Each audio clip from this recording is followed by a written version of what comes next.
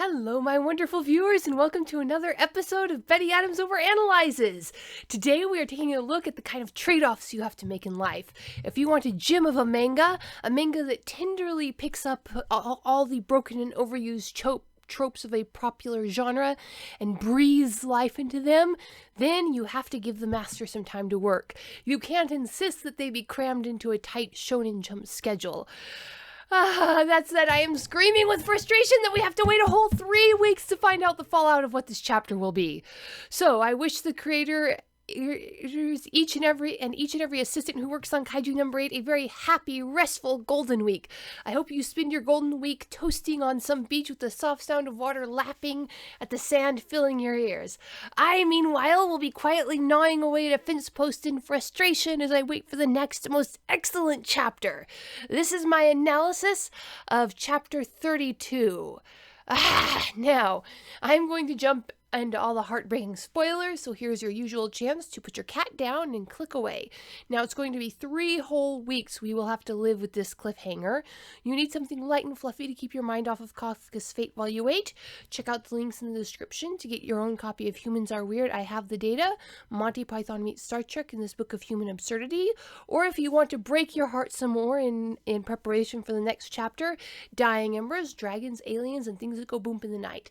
Now! At the end of the last chapter, we saw Kafka transform, but we weren't sure who had seen him, as he had jumped over a building just before fully transforming. So it was possible he could still get out of this without his secret being blown, except perhaps by Hoshina, who was clearly going to figure it out. But after the week wait, we know. Everyone saw him. Now, ultimately, this plays out exactly as you'd expect it to. Everyone is freaked out. Rino and Shinamaya decide that it was Shinamaya's turn with the one brain cell that they share with Kafka. Rino was yelling for Kafka not to reveal himself, and the ever-practical Shinamaya grimly pointed out that if the Yoju bomb went off, it was going to kill all of them.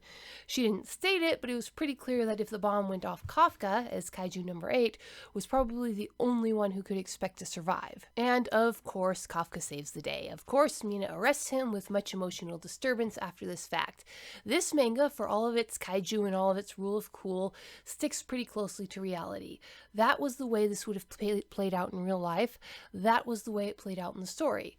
Kafka, for all that we have ever been taken in by his charm, is still a very dangerous being as Kaiju number 8. Kafka is still himself entirely ignorant of why he was transformed in the first place. He doesn't know where that bug Kaiju came from. He doesn't know why it was looking for him. He doesn't know what the long-term effects of the transformation on his body will be. As far as anybody knows, Kaiju number 8 could still be a sleeper agent, just waiting for the right time to awaken and take over the shared body from Kafka, much as Kaiju number 9 walks around in the shape of a man who has papers and everything. No one knows, and from any perspective, it is far too dangerous to let Kafka wander around. I guess what I'm trying to say is that Mina did nothing wrong in this chapter. Clearly, turning that gun on Kafka hurt her, freaked her out, but she had to do it. Now, I think it's a good time for us as the audience to separate what we know from what Mina and even Kafka knows. We know that is Kafka. We know that he was body jacked by the dragonfly skull kaiju, but that his consciousness is still in charge of that shared body. We know that his encyclopedic knowledge of kaiju comes from the fact that he has spent hundreds of hours studying them, most of that after his transformation in an attempt to find a cure. Mina and the rest of the Defense Force know none of that.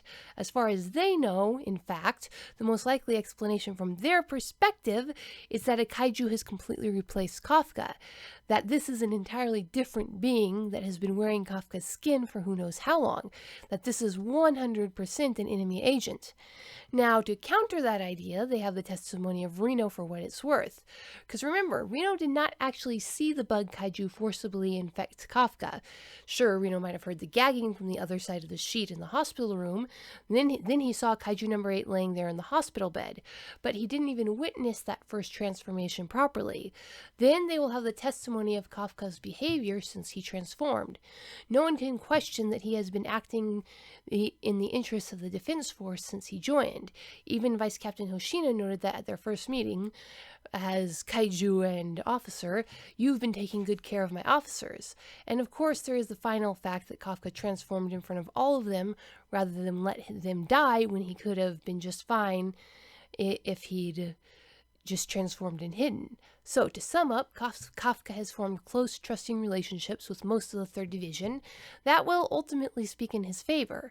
So, that is the situation that the chapter leaves us with. Mina has a gun pointed at Kaiju number 8. Kaiju number 8 is utterly broken and exhausted from taking the full force of the bomb and seems to have no choice but to surrender. I think we all expect to see him in at least metaphorical chains in the next chapter. However, we cannot trust our expectations with this creator. Going into the opening attack on the 3rd Division's base, we didn't know if Kafka would reveal himself or not.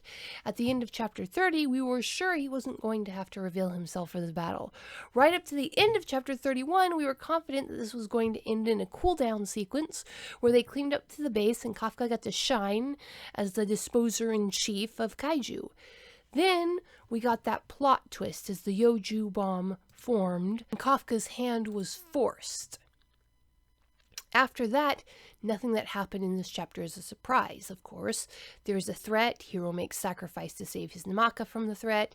There's not a single plot twist because that was not the point of this chapter. No, in a chapter that consists entirely of the wind-up punch and post-punch wind-down, this was a chapter entirely about emotions and relationships. There is so much going on in this chapter. I had to read it 3 times before I even understood the combat, even though the combat consists of one single punch, let alone the emotional beats. Shinomiya is her father's daughter. Reno's a hot-headed fool of a loyal friend, and most very interestingly, when it comes right down to it, Kafka's last thought before he falcon punches that dragon bomb is of his relationship with Vice Captain Hoshina, not of his childhood promise with Captain Mina. Now, I could, and I am going to, go on for a full video just on the relationships and character dynamics in this chapter. And the surprise face guy might get his own entire chapter, might get his own entire video. But for now, that is what it is. So, go to the links in the description for a book to hold you over until the next chapter comes out in 3 weeks. Check out Humans Are Weird, I Have the Data, a book of human absurdity. If you want to break your heart in preparation for the next chapter, go check out Dying Embers, Dragons, Aliens, and Things That Go Boom in the Night. If you want to make your own record of human weirdness, get yourself one of my lined journals of human oddity, and peace out, my wonderful viewers.